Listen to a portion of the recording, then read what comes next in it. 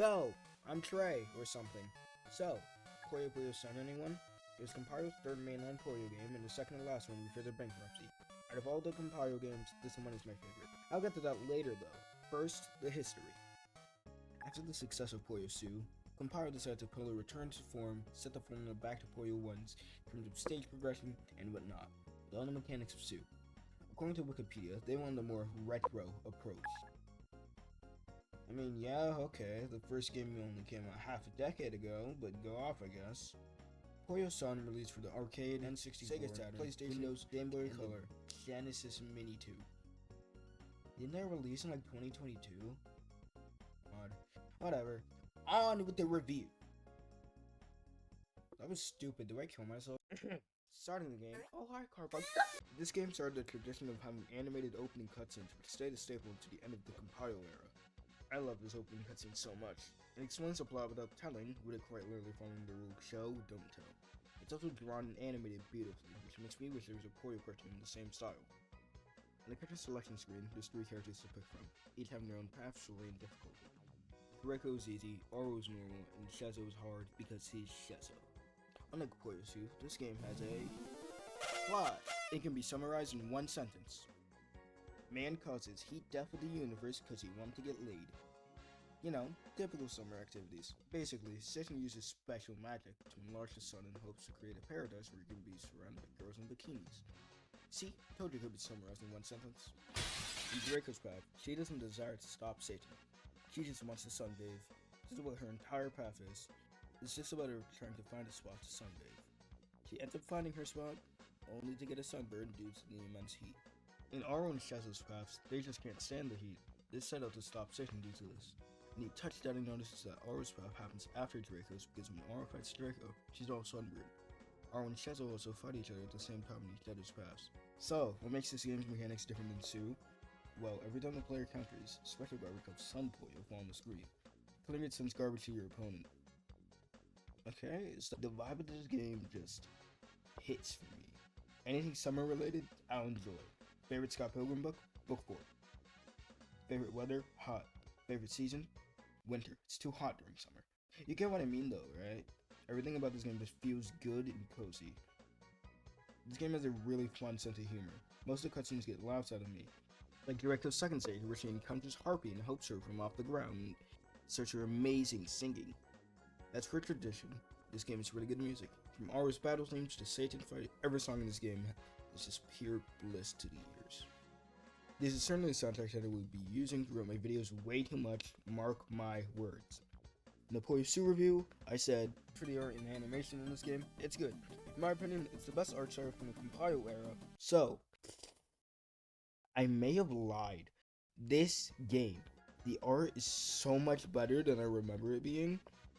I know I said it during Su, but everything in this game just pops. Since there's 3 campaign paths, I will be covering them individually, one at a time. Starting with... Did you know that this game has a roadmap? No, because you weren't allowed to know yet.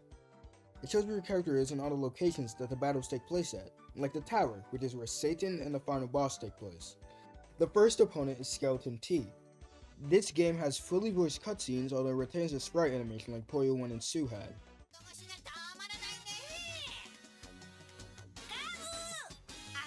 When the round actually starts, you'll notice something. There's 3 colors. It's a really odd choice, but I assume it's a change made so it's easier to chain, most likely for newcomers. By stage 4 in Oro's path, the 4 colors are back. The 3 opponents in Draco's path are as follows: Skeleton T, Harpy, and Chopin. Skeleton T and Harpy have been around since Puyo 1, and Chopin makes his Puyo series debut in this game. He was in Maru Monogatari before this game. He's a man who likes dressing as Oro and wears a paper bag over his head. Since Draco's path only has 3 stages, there isn't a lot of stuff to talk about that's unique to this path. One thing that's not unique to this path, but I'll bring up either way, is how doing a chain higher than 1 plays an animation on your playfield of your character casting a spell, which has stayed a series staple since this game. After defeating Chopin, Draco finally finds her sunbathing spot, only to get a sunburn due to the heat. This detail leads into Oro's path, but I'll get there in a second. First, I'm looking over my statistics and watching the credits. Hey, get back here! Why are you going so fast? did it. Try harder level next. How about you go suck it? Aura's path starts off with a fight against Draco.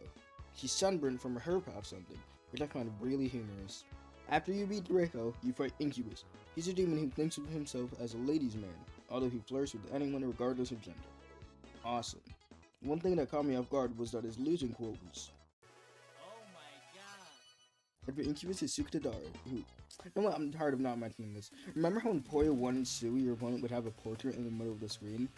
This game gets rid of it, and I bring this up now because in 1 and Sue, it looked like Sukatora was getting off the air, and now I'm mad that it's gone. 0 out of 10. This game sucks. Anyway, Sukadara's cutscene is funny where he dies, and after him, you fight Kikumura, a lady who really likes cleaning. She's easy to beat. And after her, you fight Nohoho, which... I hate him. Since he's a frog, he frog stacks.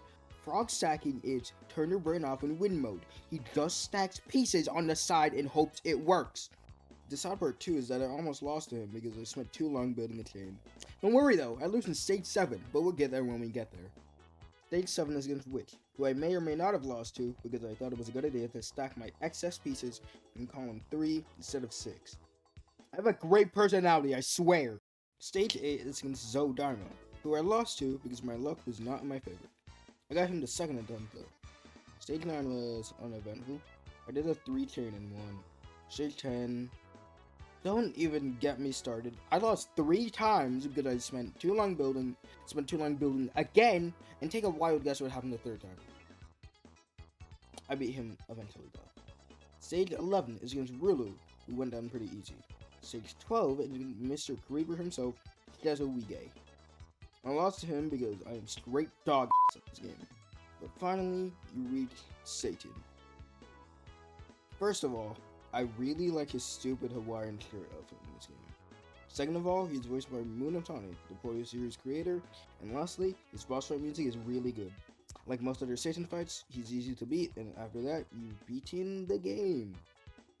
Carbuncle uses his giant laser that's 2 times the size of him to turn the moon to the sun, and bam, that's Puyo Puyo Sun. Yep, that's the end of the game. No Shesso at all. Starting off Shazzo's path, I fight What's His Face and Witch. A witch. What she is quite literally her name. Since I am the best person alive, I won. Stage 3 is against Zodama. This portrait is really funny. The next few battles can be summed up by I won, Aronaka. She did a 2 chain and won. I'm in the second time though, so I still have my dignity. Satan's cutscene is pretty funny. I lost to Satan because he did a 2 chain and oh look, I won. In the ending cutscene, Shadow kills Satan and wow, the credits. The credits are really nice, it's just the 3 playable characters relaxing while the credits roll. You must be a tough Puyo player. Play with your friends. Out of all the compile era games, this one's my favorite. Sue might have pioneered the competitive Puyo standard. This game just... yes. The art, the music, the humor. This is what a Puyo game should be. After Puyo Puyo Sun, Compile switched up the formula one last time as their big send-off to Puyo with Puyo Puyo N. Okay, bye.